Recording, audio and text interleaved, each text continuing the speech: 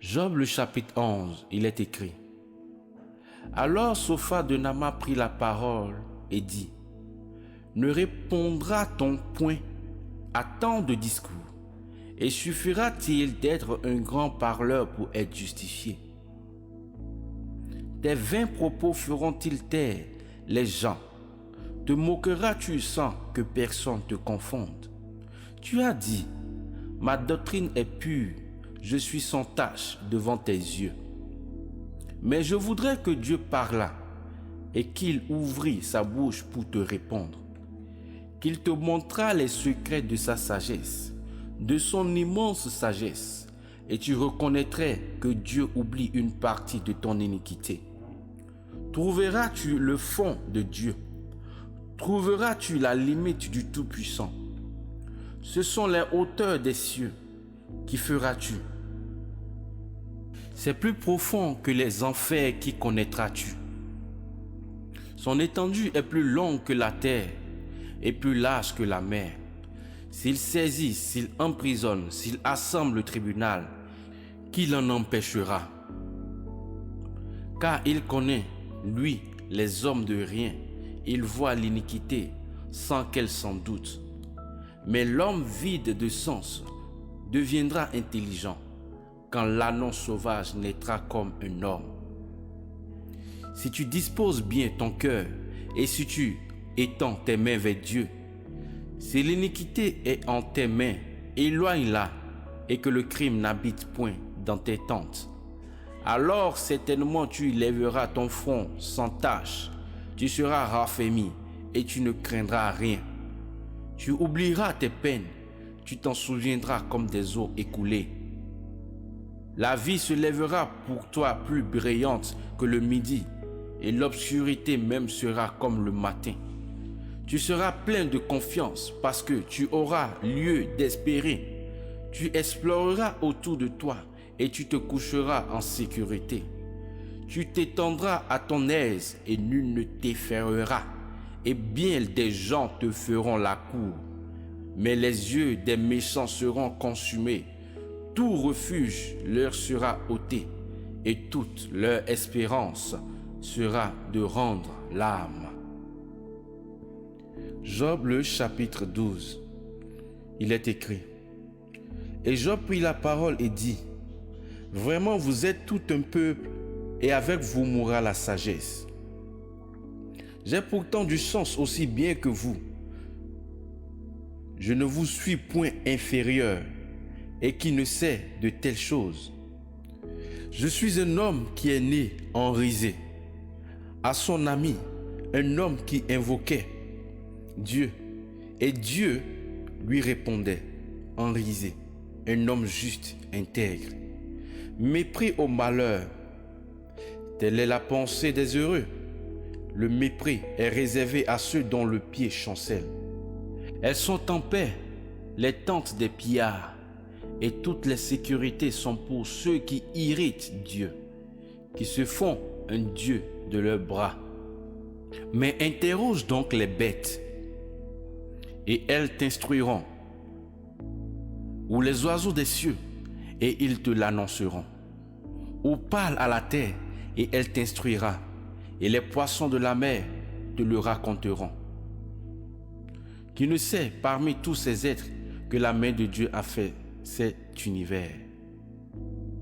Qu'il tient en sa main l'âme de tous les vivants, l'esprit de toute chair d'homme. L'oreille ne juge-t-elle pas des discours comme le palais goûte des aliments? La sagesse est dans les vieillards, et le discernement est le fruit des longs jours. Non, c'est en Dieu que se trouvent la sagesse et la force. C'est à lui qu'appartiennent le conseil et l'intelligence. Voici, il démolit et on ne rebâtit point. Il enferme quelqu'un et on ne lui ouvre pas. Voici, il retient les eaux et elles tarissent. Il les lâche et elles bouleversent la terre. En lui réside la puissance et la sagesse.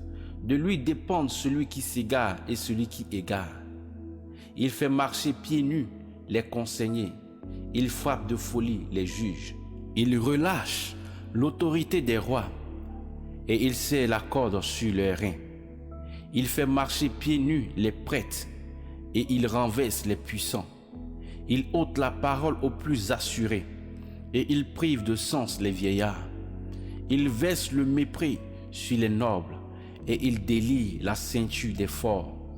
Il met en évidence les profondeurs cachées dans les ténèbres et il amène à la lumière l'ombre de la mort. Il agrandit les nations et il les perd. Il étend les nations et il les conduit en captivité. Il ôte le sens aux chefs des peuples de la terre et il les fait errer dans un désert sans chemin. Il tâtonne dans les ténèbres sans aucune clarté et il les fait errer comme un homme ivre. Job le chapitre 13, il est écrit: Voici mon œil a vu tout cela, mon oreille l'a entendu et compris. Ce que vous savez, je le sais aussi. Je ne vous suis pas inférieur. Mais je veux parler au Tout-Puissant. Je veux plaider auprès de Dieu. Mais vous, vous êtes des inventeurs de mensonges. Vous êtes tous des médecins de néant. Puissiez-vous demeurer dans le silence et que ce soit là votre sagesse. Écoutez donc ma réprimande et soyez attentifs à la réplique de mes lèvres. Tiendrez-vous des discours injustes en faveur de Dieu et pour le défendre, direz-vous des mensonges? Ferez-vous acception de personne en sa faveur? Prétendez-vous plaider pour Dieu? Vous en prendrez-il bien s'il vous sonde? Comme on trompe un homme, le tromperez-vous? Certainement, il vous répondra si secrètement vous faites acception de personne. Sa majesté ne vous épouvantera-t-elle point et sa frayeur ne tombera-t-elle pas sur vous? Vos réminiscences sont des sentences de cendre. Vos remparts sont des remparts de boue. Taisez-vous, laissez-moi, je veux parler et qu'il m'arrive ce qui pourra. Pourquoi prendrai-je ma chair dans mes dents? Non, j'exposerai ma vie. Voici, il me tuera. Je n'ai plus d'espoir, du moins, je défendrai ma conduite devant lui. Et cela me tournera au salut, car un impie ne viendrait pas devant lui. Écoutez, écoutez mes paroles. Prêtez l'oreille à mes déclarations. Voici, j'ai préparé ma cause. Je sais que je serai justifié. Quelqu'un plaiderait-il contre moi? Alors je me tais et je meurs. Seulement, ne me fais point deux choses, et alors je ne me cacherai pas loin de ta face. Éloigne ta main de moi, et que ta terreur ne me trouble point.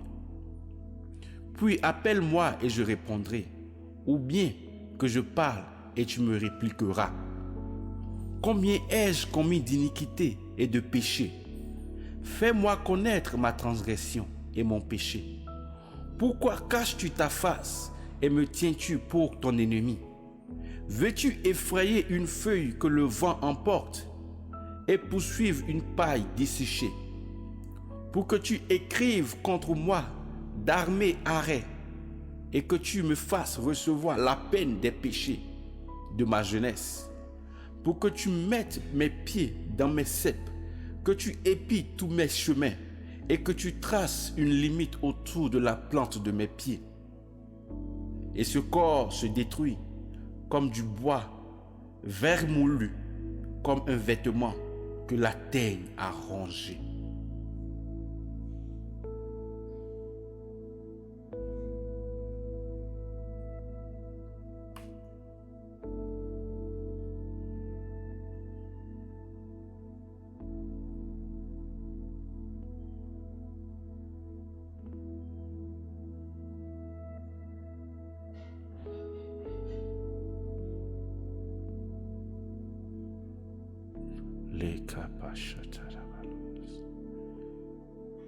Merci Jésus. Merci Jésus. Merci Jésus. Merci Jésus. Merci Jésus. Merci Jésus. Merci Jésus.